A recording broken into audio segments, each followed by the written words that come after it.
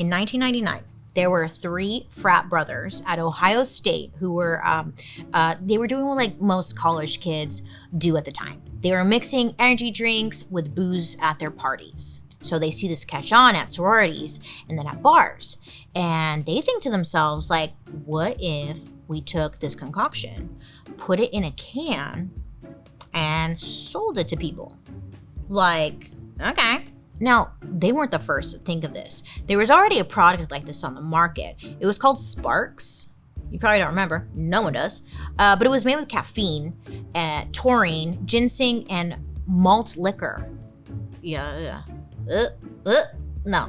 But the frat brothers, they thought they could do better. So in 2005, they created a company called Fusion Projects. And the mission of this company was to create caffeinated alcohol, period. No other products. So they spent a few years doing research and development. And then in 2008, they struck gold. They gambled on an idea and like went all in. Their invention came in a 23.5 ounce can and had caffeine, taurine, guarana, and wormwood.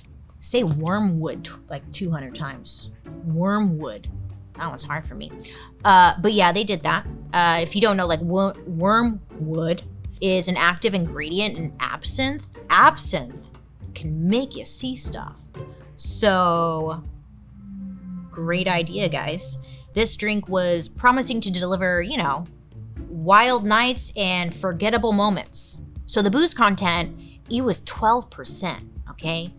And this thing was pure, uncut, rocket fuel, and they called it Four Loko. Oh, fuck, I know. 4 for the 4 energy ingredients, and Loko because it's genuinely crazy to drink. Experts say drinking just one of these Four Lokos was like drinking 6 beers, 1 espresso shot, and 1 Red Bull, all in 1 can. And the best part, the price was just $2.50. Oh no, this is bad. This is so bad. I mean, oh wow, you can get wasted for that cheap? Oh yes, you could. And people lost their minds when they found out about this stuff. College kids around the country gave it a nickname. They called it, quote, a blackout in a can. No, yes, no, yep. And unfortunately, where there is memory loss, there just happens to be some crime. So like this comes out, people are drinking it, and like headlines pop up where people blame their insane actions on, the Four Loko. There was robbery, assault, destruction of property, rape, murder. Yeah, Four Loko. And people are like, Four Loko made me do it. And that's real bad, okay? The first time I have a Four Loko experience, okay? I drank a Four Loko one time. And I'm not kidding you, this one time I drank a Four Loko, I blacked out. But I went streaking on a busy street. It wasn't like a quiet neighborhood. It was a busy ass street, and my ass went streaking. I was like 21, 22, I don't know how old it was. I was young, okay? And I fully blamed the Four Loko. I saw pictures. I didn't need to see that. It was wild. After that, I was like, I'm never drinking that again. It was too much for me. Anyhow, so, LOL. So just as quickly as Four Loko launched, the problems started rolling in. So in the fall of 2008, 15 students from 2 different universities went to the hospital after chugging Four Lokos. Not great. Now this caught the attention of the Food and Drug Administration. Yeah, not the rape or murder or anything like that. The guy chugging the Four Lokos. But in 2010, they went on to say that there is no evidence that mixing caffeine and booze is safe. So colleges, they started banning Four Loko. States, they outlaw it, and people start hoarding it because it's such a cheap buzz, and they're worried that it's gonna go away. And they were right. In November of 2010, the guys at Fusion announced that they're removing the caffeine, guarana, and taurine. And the company was left with about $30 million of inventory that they couldn't sell. So the ride or dies of Four Loko literally held, I'm not kidding, they held a candlelight vigil in Union Square in New York in honor of the original recipe. Overnight, an underground market like springs up where people are selling OG Four Lokos for like $50 a pop. So it was just a matter of time before some company pushed the boundary so much that it raised the questions people should have been asking all along. Can energy drinks be trusted?